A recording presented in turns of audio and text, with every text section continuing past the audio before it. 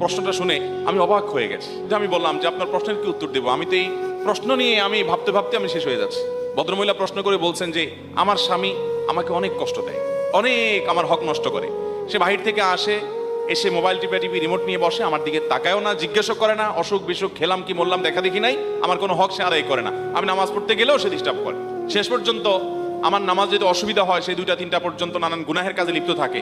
আমার অসুবিধা হয় দেখে আমি যখন তাকে রিকোয়েস্ট করি যে আমার নামাজের সময় অন্তত আমাকে একটু নামাজটা পড়তে দাও, তখন সে বলে তুমি আরেক রুমে গিয়ে শোও। বলতেছে হুজুর, আমার জানার বিষয় হলো এই যে আমি আরেক রুমে গিয়ে ঘুমালাম, এ থেকে আমার স্বামীর অধিকার নষ্ট করলাম কিনা।